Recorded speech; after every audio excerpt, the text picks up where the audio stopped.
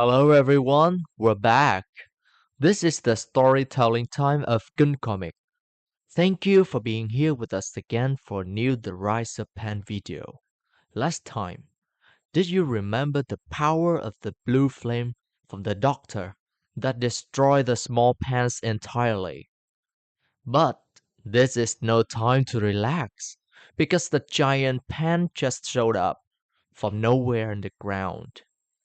That's what I remember. Probably everything, right? So now, no need to wait any longer.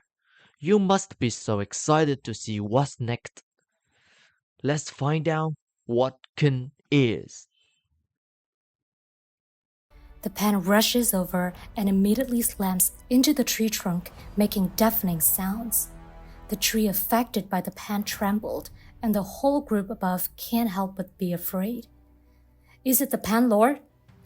Dung looks puzzled when he sees the size of his pan. The remaining 4 pairs of eyes are also scared to death, although their purpose while entering here is to destroy the pan lord and save the forest. When they face it and see that massive body, the gigantic sharp spikes, a muscular and sturdy tail like it could smash everything, making them feel bewildered. The person most afraid of is the doctor. Having saved healers for many years, many times taking other people's lives from the hands of death, but this is the first time he understands how they feel, the feeling that death can come at any time. His legs turn soft. His voice trembles. It's doomed. It's doomed. Ari passed the doctor's shoulder to comfort him. She is as cool as a cucumber and looks somewhat calmer in the face of danger than the previous times. It seems that her spirit has been tempered through the past tribulations. Calm down. We're going to take it down on these pans down there. Realizing its thrusts aren't working, the big pan immediately spins around, slams its spiked tail into the trunk. The wind's moan was as baleful as death. Boom! The pan throws a landslide tail stroke, and immediately the trunk trembles and begins to make a cracking sound. The monster seizes the opportunity and adds a series of tail strokes in the same place at the previous hit. Above, the whole team has wavered violently, trying to cling to the tree trunk. Unlike the small pans earlier, instead of trying to climb up, the big pan wants to bury them under the tree. The crack keeps getting wider and wider. The hideous monster continued to thrash and open the red mouth with slimy teeth. It seems to know that the prey can't hold out for long in this situation. Now, keeping themselves from falling is already difficult, let alone using weapons.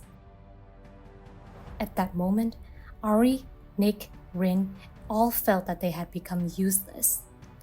Then, trying to scavenge the last bit of courage, the doctor risks his life. He raises the bellows once more and used all his strength to blow out the longest blast of fire toward the monster. But the result is so disappointing. Even the big fire that reduced the large group of pans to ashes did not harm the pan lord in the slightest. The difference in size is also accompanied by the difference in strength and rank. The big pan is quickly engulfed by the blue flames, its whole body like a great burning lamp, whose main wick is the giant pan, a wick that cannot be burned. It stands unresponsively as if the flames are but a light mist surrounding it. The only effect of that fire was to make the big pan even angrier. It only took a moment to pause to witness what had defeated its kind, but with an attitude of enjoyment, to show off at the daredevils who dared to come to its territory.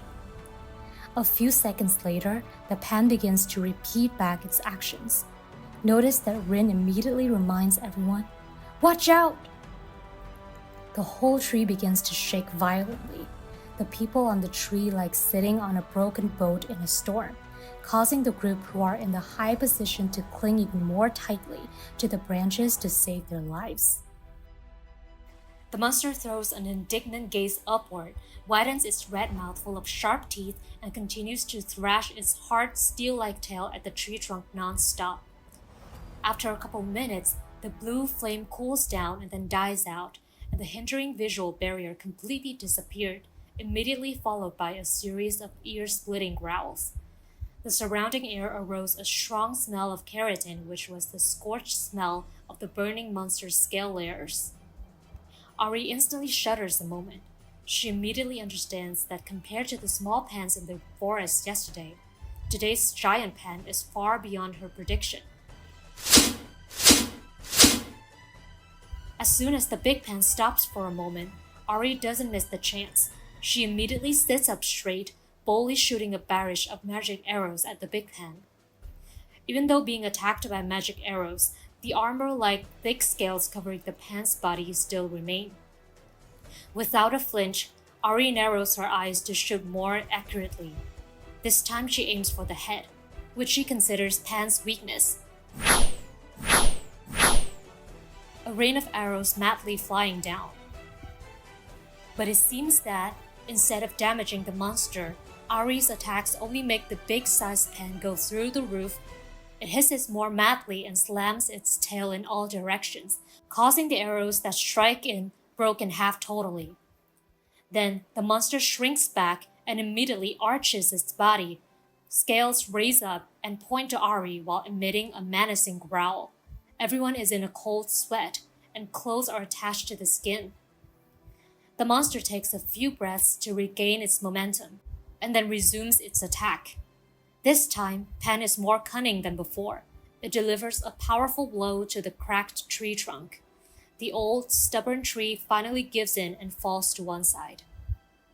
A sledgehammer lashed at the tail to hit, causing the 5 people clinging to the tree to bounce up a distance. Each of them brain reels, trying to keep balance.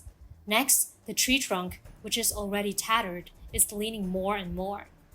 No one understands how these forest dwellers remained safe after that concussion. Maybe they had a protective ancestor. Unfortunately, Duong is just a wandering traveler. No ancestors have followed him here. A sudden slip happens. Oh wow, thật là bất ngờ, một tình huống ngàn cân treo sợi tóc ở những phút giây cuối cùng của chương truyện thứ 3. Sau khi những con pan nhỏ đã bị ngọn lửa xanh của bác sĩ nuốt chửng, của anh thầy thuốc nuốt chửng, thì một con pan lớn đã hùng hổ xuất hiện. Và thật không may Đường đã rơi khỏi cái cây. Không biết tất cả mọi người có đang tò mò về số phận của nhân vật chính của chúng ta không? Không biết là liệu rằng cậu ta có trở thành một cái bánh bẹp dí ngay dưới chân của con quái vật đang vô cùng cuồng nộ này không nào? Và tất cả sẽ được hé lộ trong lần đọc light novel tiếp theo của KinhComic 3D Entertainment. Chương trình hôm nay đến đây xin được tạm dừng. Và hẹn gặp lại tất cả mọi người vào lần đọc sau nhé. Kính chào.